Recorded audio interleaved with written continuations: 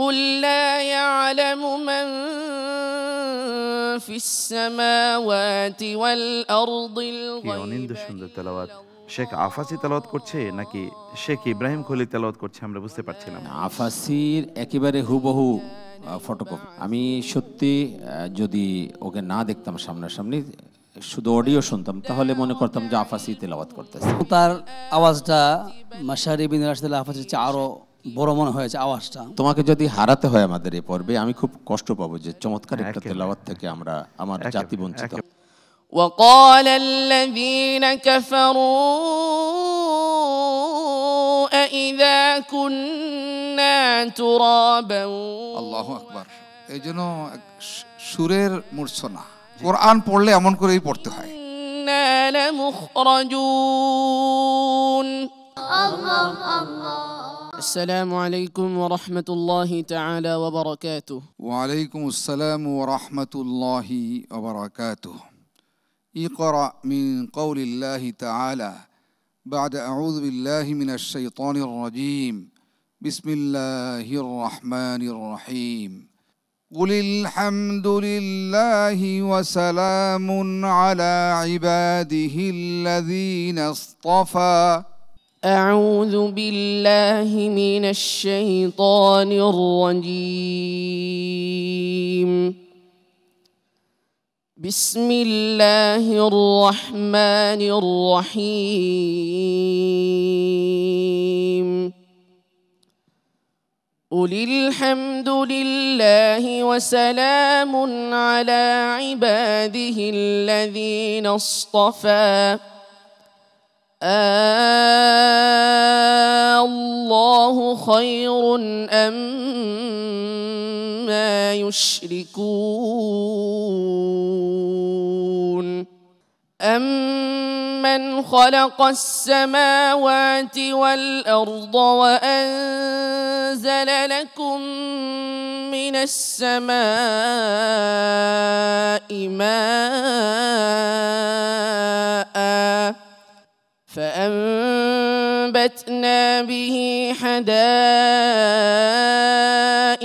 ذات بهجة ما كان لكم أن تنبتوا شجرها أإله مع الله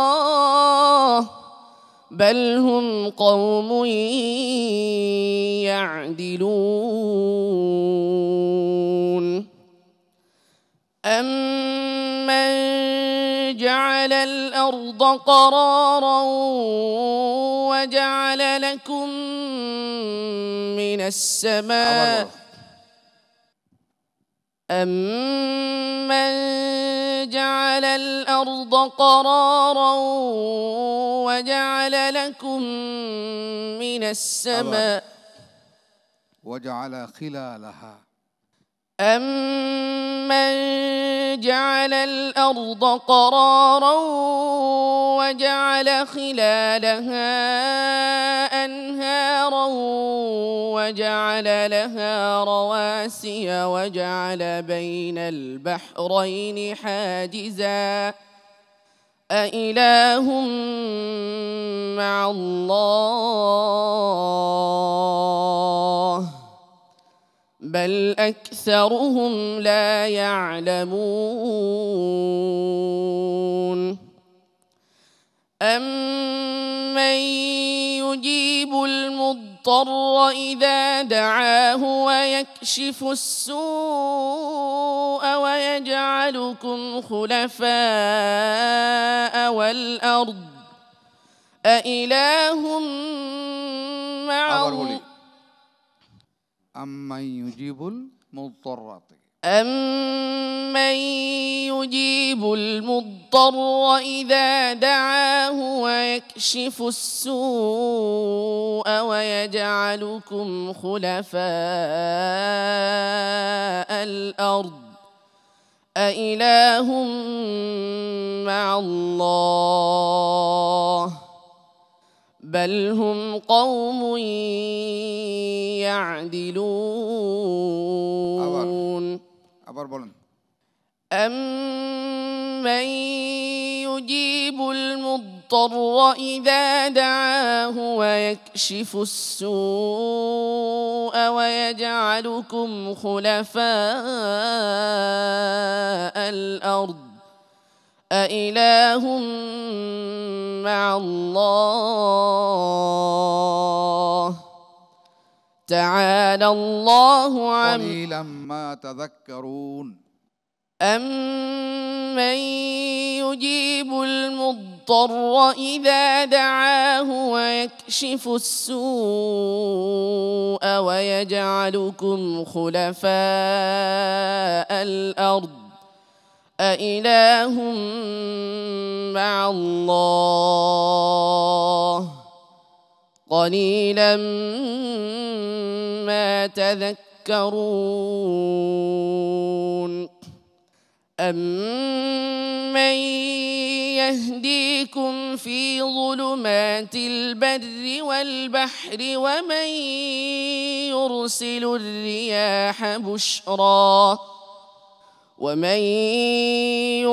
الرياح بشرا بين يدي رحمته أإله مع الله تعالى الله عما يشركون أمن يبدأ الخلق ثم يعيده ومن يرزقكم من السماء والأرض أإله مع الله قل هاتوا برهانكم إن كنتم صادقين قل لا يعلم من في السماوات والأرض الغيب إلا الله وما يشعرون أيان يبعثون بل ادارك علمهم في الآخرة بل هم في شك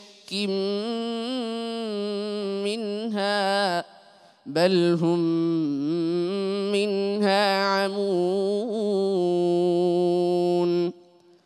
وقال الذين كفروا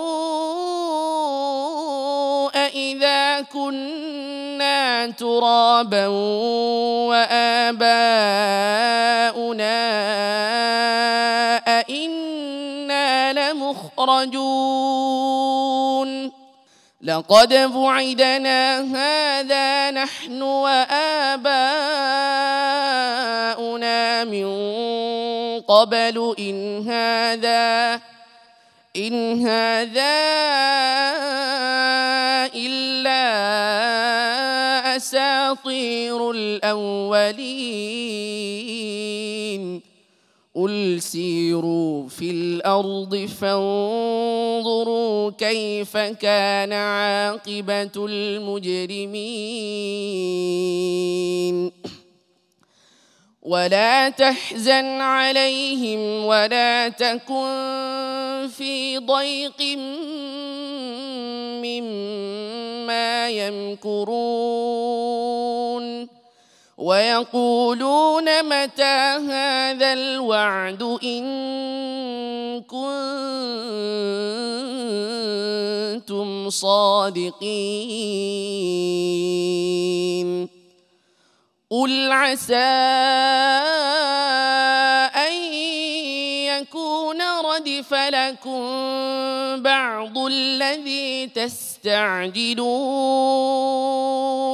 حسبك صدق الله العظيم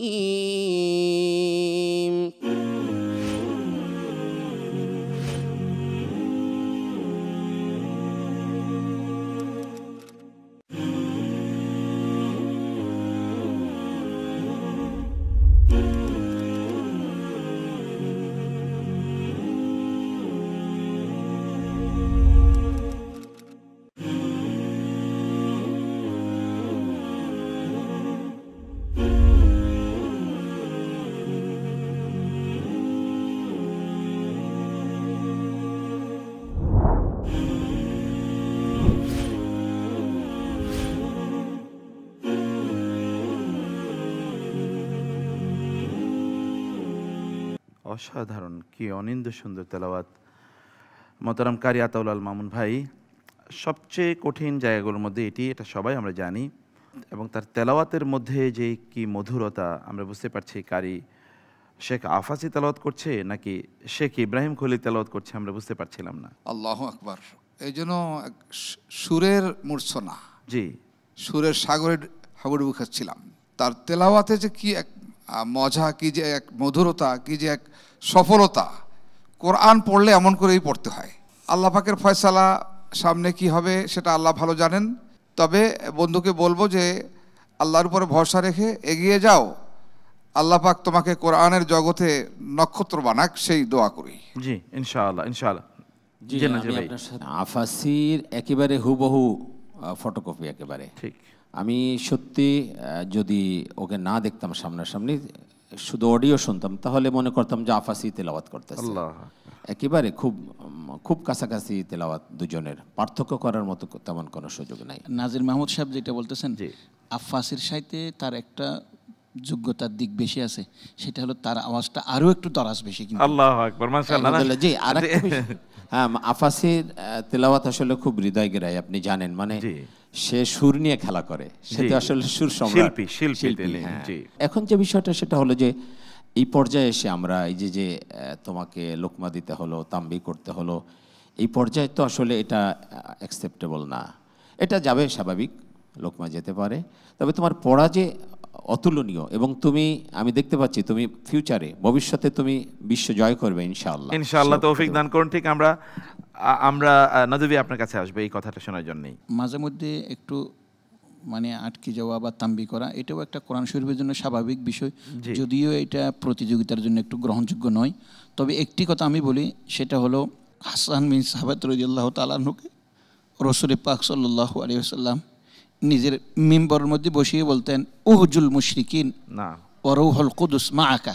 না, তুমি কাফিররা আমার বিরুদ্ধে যে সমস্ত ব্যঙ্গ কবিতা আবৃত্তি করছে, তুমি সেইগুলির উত্তর দাও। রূহুল কুদুস, জিবরাইল তোমার সহযোগিতা হিসেবে আছেই। আমি বলবো যে ফেরেশতাদের রহমত, ফেরেশতাদের তার জন্য একটা দোয়া তেলাওয়াত করার সময় একটা অদৃশ্যভাবে আছে, এরকম মনে হয় আমার। আমি জানি না কি বিচারকটা কি বিচার করবেন, তবে তোমাকে যদি হারাতে হয় আমাদের এই পর্বে, আমি খুব কষ্ট পাবো যে চমৎকার একটা তেলাওয়াত থেকে আমার জাতি বঞ্চিত হবে। আমার মনে হয় সমগ্র এই যে কোটি কোটি দর্শক যারা দেখেন, তারা নিশ্চয়ই বিষয়টা ফিল করবেন। আমি ঠিক এই জায়গায় আসবো আমাদের মোহতারাম শেখ নাসির আহমেদ নাসির আপনার কাছে। নাজির ভাই ঠিকই বলেছেন, তার চেহারা যদি সামনে আমাদের না আসতো, ভাবতাম হয়তো মাশারি বিন রাশিদ আল আফাসি তেলাওয়াত আমরা শুনছি। জি।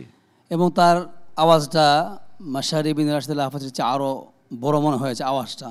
জি। যখন তার তাম্বি হচ্ছিল, শ্রোতারা যে কি কষ্ট পাচ্ছে, না জানি তাকে হারাই ফেলি আমরা। তার জন্য আমার কয়েকটা মোলাহাজা রয়েছে। সে পড়ছিল, আম্মান খালাকাস সামাওয়াতি ওয়াল আরদা ওয়া আনজালা লাকুম মিনাস সামাই মাআ।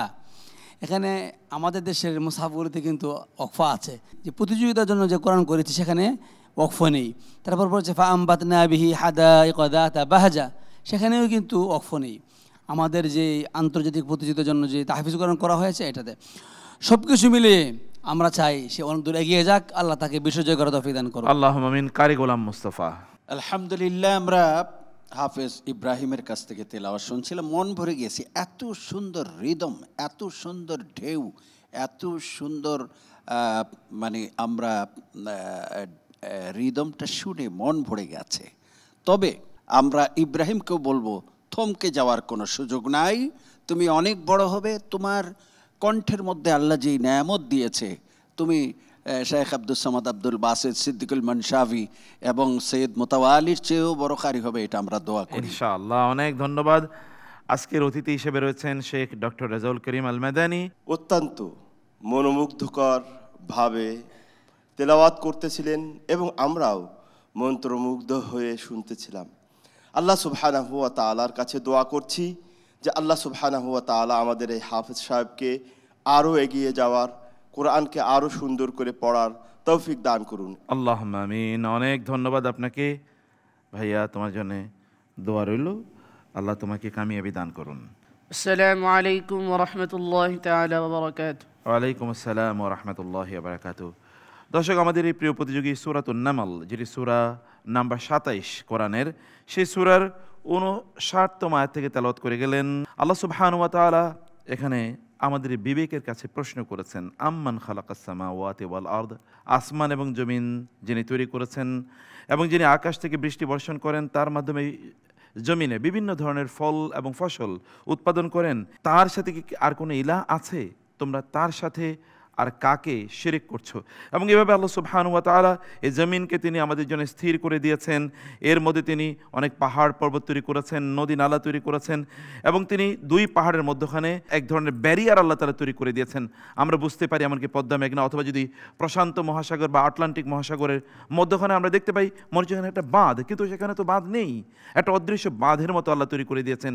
দুই সাগরের পানি একত্রিত হয় না, এখনও একত্রিত হয় না, এবং এক সাগরের পানির মধ্যে লবণাক্ত ভাব বেশি, অন্য সাগরের পানি মিষ্টি, কোনো সাগরের পানির মধ্যে ডেনসিটি বেশি, কোথাও ডেনসিটি একটু কম, কোথাও টেম্পারেচার বেশি, কোথাও টেম্পারেচার কম। এই কারণে দুই পানি একত্রিত হয় না পর্যন্ত। এটা কে করে দিয়েছেন? এই ব্যারিয়ার কে তৈরি করে দিয়েছেন? আল্লাহ আমাদের কাছে প্রশ্ন করছেন। এটি 1500 বছর আগে হয়তো আমরা বুঝতে পারতাম না, কিন্তু ওশেনোগ্রাফির বর্তমান যুগে বিজ্ঞান আমাদেরকে বলে যে এটি অবিশ্বাস্য, এটি মানবতার পক্ষে, মানবজাতির পক্ষে এটি কল্পনা করা সম্ভব না কিভাবে এটি তৈরি হলো, কিন্তু আল্লাহ সুবহানাহু ওয়া তাআলা তা আমাদের জন্য তৈরি করে দিয়েছেন। যখন আমরা বিপদে পড়ি তখন আমরা কাকে ডাকি? আপনি নির্বিশেষে দেখবেন আস্তিক নাস্তিক নির্বিশেষে তখন আল্লাহ সুবহানাহু ওয়া তাআলা এর কাছে আত্মসমর্পণ করে।